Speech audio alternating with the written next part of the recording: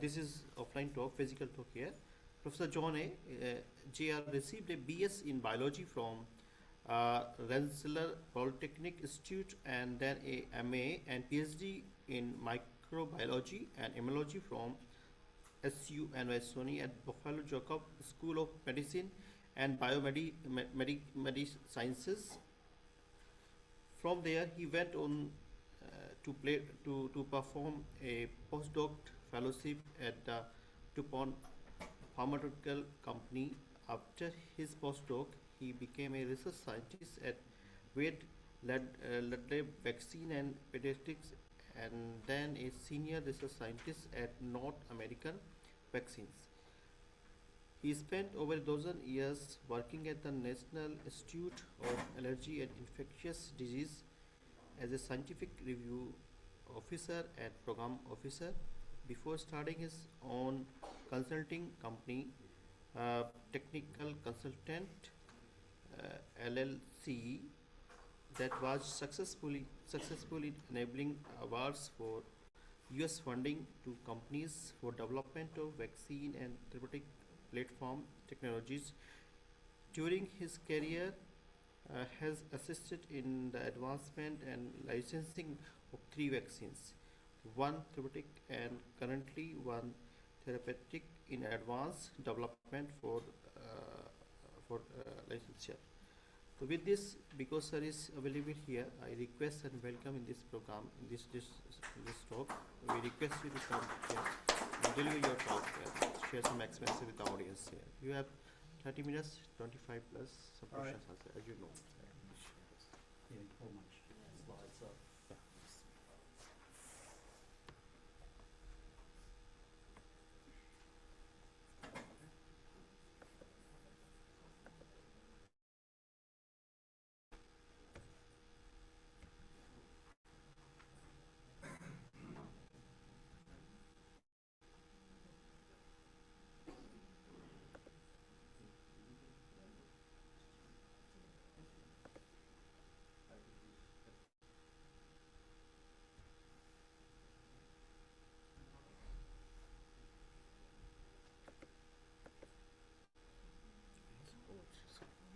Is it down arrow?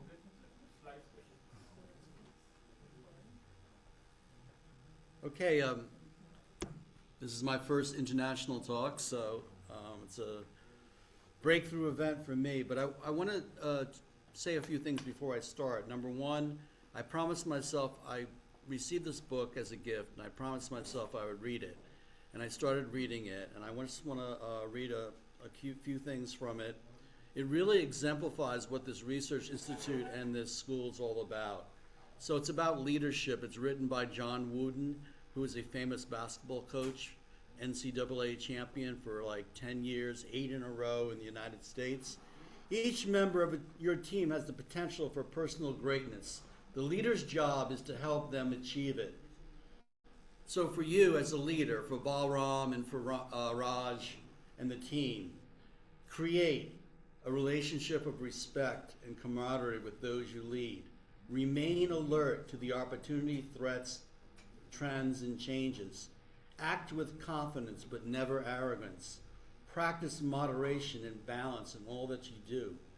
Be a model of poise, grace, and reason, especially under pressure. So from my time here, you guys are just unbelievable because this is the culture that you're building. And with your philosophical beliefs here in India, it kind of meshes with that great leadership ideas. So I just wanted to say that before I start. So I'm going to talk today about recognizing whether cellular and molecular toxins and their relatives are friends or foes. Nature's balance between life and death. Now, there's a famous actor, Clint Eastwood. You may know him. He's a United States actor. And he came out with a movie called The Good, the Bad, and the Ugly. So I'm going to kind of take you through a tour of toxins, venins, and the bad of them, and then maybe the ugly of them, and then some goodness that has evolved over time. Because these substances, these toxins has been around for ages and ages. And we recognize them, initially we recognize them as deadly. Stay away from them, don't touch them, don't do anything with them. They cause disease, they cause syndromes, they cause death. However, we're beginning to use these to our advantage. We've been able to cure diseases using antibodies and vaccines. We haven't been able to find the holy grail of a small molecule that's an inhibitor of it, but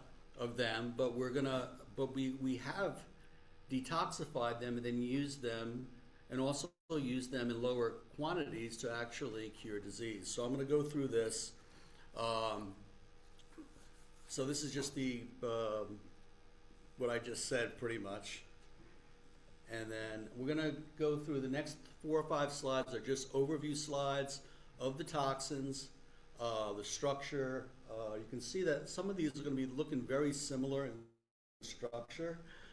And they have very similar function. They get into the cell and they disrupt the cell's activities. Either it's RNA translation into protein, or they get into the cell and mess up the circuitry in the cell and the nutrients influx in and out, and this causes the different syndromes. So diphtheria, and these toxins work in 2 different modes mainly. They have an A form and a B form. So one or the other either binds or allows for the toxin to get in the cell, and the other one gets in the cell and has the active enzymatic site. So as you can see, diphtheria toxin is about 50-fold less potent than the other toxins, tetanus and botulinum neurotoxin. Botulinum neurotoxin is the most potent toxin, deadliest toxin, 2.1 nanograms per kilogram. But really, it has a less of a lethal effect because it only targets really one thing, your diaphragm. These other toxins target more things, and you usually die of fever, respiratory failure, cardiac toxicity. But botulinum neurotoxin only stops the diaphragm from functioning. And if you are put on a respirator or a ventilator, then you will eventually survive, right? So just talking about that, it's the highest activity. They all come in different flavors, but they usually have a heavy or a light chain, or an A or a B chain. And these are the 3 major ones that have, that cause disease. There's also another one, pertussis toxin. So diphtheria, tetanus, and pertussis are all in a vaccine. So we have a vaccine that can protect you against all those toxins, and I believe in most countries it's required that you get that vaccine when you're after you're born. Okay. Then there's this anthrax toxin. It disrupts cellular functions. It's actually a 3-component. It forms a hollow. It forms like a tube on the surface of a cell, and then the other 2 toxins actually go through that pore into the cell to destroy the cell. Okay, and that causes a lot of edema, water buildup, and basically it's very effective in killing people due to that accumulation of fluid in the lungs. So next slide. And I went to Wikipedia, and this all comes from Wikipedia. So the students go to Wikipedia. This will give you the information of each of the toxins. There's references if you want to learn more about these toxins. There's also cholera toxin, which causes severe diarrhea. You become dehydrated, and then if you don't get rehydrated, you will eventually die from cholera toxin. There's also staphylococcal enterotoxin. That's more of an inflammatory toxin that acts on the T cells, and it actually causes it's a pro-inflammation cytokine stimulating molecule. And we worry about that because it could potentially be used as a bioweapon. So let me move through. Then there are these venoms, insects. You have scorpions. They mostly affect the ionic channels. You have cobra toxin, which also paralyzes by binding to the acetylcholine receptor. And then this cobra toxin, actually, we've been working with a company that has an inactivated form, and it seems to have some antiviral and anti-tumor activity. So some of these toxins are, when they're in their active form, are good, but they could also, or bad, could also be good in inactivated forms. And then the frog toxin, batrachotoxin, that's a very deadly toxin, and people have used that toxin to develop needles or darts to kill prey. So here again, they found that it was very poisonous, but they used it to their advantage to kill prey. These indigenous people have these blow guns, blow darts, and stuff like that, and they can use it to kill prey. Then there are the conotoxins, or in snails, and they're also involved in voltage regulation. We don't come in contact as much with these snail toxins as the other potential toxins, but they also have very high potency. However, a drug actually has been developed, an analgesic drug has been developed as a result of us exploring conotoxins, and that's currently being used. Then there are these plant toxins, and I'm just going to focus on the ricin, which is the toxin in castor beans. And it also is composed of an A and B chain, and this can also be used as a potential bioweapon.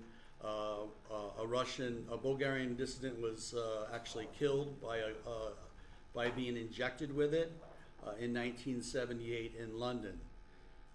So here you go, you have very, very potent toxins that can kill. So how can we utilize these actually in vaccinology and in therapeutic development to be good? So they're kind of ugly, you know, if you get exposed to them, but we've learned about them and researched them, and through contact with them and from studying them, we've been able to circumvent their poisonous activity. So what are the medical uses? I mean, we can take these peptides and we can turn them, or these proteins or their targets, and develop different types of therapeutics for them. So anti-cancer, antimicrobial, analgesic, immunomodulating properties. We also can take those and we use them, the toxoids, for vaccines, the DTP vaccine, diphtheria, tetanus, pertussis. It's all three toxoids, but it reduces a significant amount of disease around the world.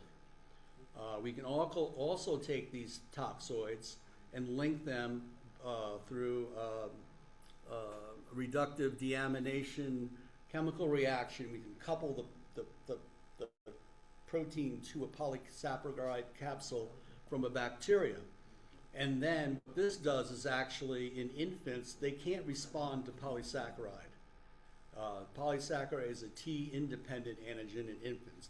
Their immune system has matured enough to recognize them as T-dependent antigens. So we've utilized the toxoids as carriers for the bacterial polysaccharides. And we've been able to develop vaccines to prevent infectious disease in infants using this process of toxoiding and coupling it to a sugar. I mentioned about the inactivated cobra venom being able to show some antiviral activity, both in vitro and in animal models of a number of different RNA and DNA viruses. And the mechanism of action is believed to be host-directed towards transcriptional regulation of genes important in viral replication and release. So this just shows the different organisms the toxins and venoms are isolated from, the applications, biotechnology tools, diagnostic tools, drug libraries, pharmacological tools for target validation, and then the applications, cosmeceuticals, and therapeutic agents, as I showed earlier in the slides. And here's just the evolution of these compounds used for different types of therapies. I can't see the bottom here, but coronary artery disease, clotting syndromes, diabetes, angina, and acute and chronic pain. And more importantly, botulinum neurotoxin is used for a bunch of different things, including getting rid of wrinkles and taking care of migraines. So, next slide. And here's just all the different conditions that can be treated by Botox or botulinum neurotoxin, the medical uses, excessive sweating, cross-eyed, chronic migraines, cervical dystonia, a number of different syndromes that could be treated. And I'm sure there's a number of more syndromes that will be discovered in the future that can be treated with Botox. Medical uses in vaccines, I explained that we have the Tdap vaccine or DTaP vaccine for those diseases. I've worked on pertussis toxin and helped develop an acellular pertussis toxin vaccine. And then the pediatric vaccines, we have Haemophilus influenza type B. It was the number one cause of acquired mental retardation in the United States after infection. And we pretty much eliminated it from the population in the U.S. using the Hib, I call it the Hib titer vaccine. It's coupled to tetanus toxoid. Then we have the streptococcal pneumonia vaccine, Prevnar. It was original Prevnar 7, and then they added another 6 serotypes of polysaccharide, and now they're up to Prevnar 20. It's coupled to diphtheria toxoid. It's called CRIM. And it's been given now both to infants and to adults because it protects against bacterial pneumonia, streptococcal pneumonia in adults. And it's recommended over the age of 50 to be given in the United States. And then there's the Neisseria meningitis group C vaccine, and then I have a number of vaccines as well. There's a ACY-W135, but it's either coupled to tetanus or diphtheria toxoid. So that's also being used around the world to prevent meningococcal meningitis. So here's just the list of what I've just went through, the different types of vaccines, and the bacteria that cause the disease, we have come a long way in a relatively short period of time in history to eliminate these diseases really from our population. I don't hear of many cases of meningococcal meningitis. I don't hear of any cases of strep pneumonia in children or Haemophilus influenza meningitis. There's really not many cases of diphtheria, tetanus, and pertussis, at least in the Western world. So I'm not sure how things are in Asia and in this region. So again, what I explained about the conjugate vaccines is that in adults you develop neutralizing IgG antibody when vaccinated with the polysaccharide alone, and you also get a memory response. So when you're re-exposed, you synthesize IgG to combat the infection. Because of the immature immune system in infants, it's recognized as a T-independent antigen, and then by coupling it to the protein carrier molecule, it actually is now at being able to recognize by T helper cells, and then you get the humoral IgG response. Like I said, meningococcal meningitis was the leading cause of bacterial meningitis and sepsis in the U.S. We have 5 vaccines licensed. It causes pneumonia and also can cause pneumonia and focal disease such as septic arthritis. Again, 5 vaccines are licensed. These are the 5 vaccines. And this is just a little more information on these vaccines and how they're packaged and everything. So you have some major players, Pfizer and Sanofi, developing those vaccines. There is a quadrivalent now. A, B, C, Y, W, A, B, C, Y, W, and Y. And this is more of a recent vaccine. These have been around a little bit longer. The really great advent was the Neisseria meningitis serogroup B vaccine. The reason for this is that the B polysaccharide cannot be used as a conjugate vaccine because we have a self-antigen that lives in us, E. coli, that has a very similar structure to the B polysaccharide of meninge. So that vaccine is not a conjugate vaccine. That contains multiple outer membrane proteins of the Neisseria meningitis group B strain. So let me tell you a little history about how I became involved with toxoids and toxins and in my experience in pharmaceutical companies. So there was a high incidence of group C meningococcal meningitis in England. This is back in the 90s. There was over 1,000 cases a year with like 100 deaths.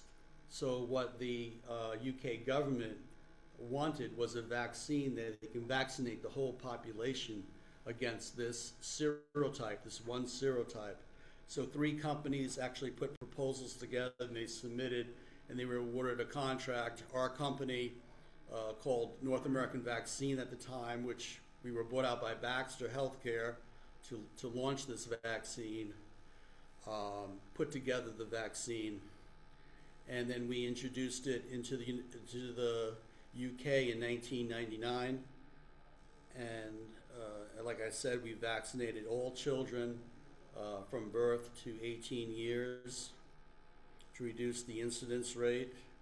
Meningitis is spread through respiratory secretions, respiratory spread. So daycares or like the United States worries about military recruits when they first get into the barracks and stuff like that. College campuses, and a lot of colleges now require this vaccine to enter college in the United States. The whole, the quadrivalent or the pentavalent vaccine. So look, you see in 1988 to 1999, that was the start, the introduction, the total number of cases. This goes out to 2021 and 22. They continue to vaccinate against this. So it brought the case level down virtually to 0. And I'm not sure if I haven't seen how many deaths were reported. I would assume it's probably maybe a few or 0. So this is the importance of vaccinology. This is an importance of using and developing these conjugate vaccines in infants that don't respond well to naked polysaccharide. So if you look at all the vaccines we developed for all these using to these agents, say probably 300 million lives have been saved by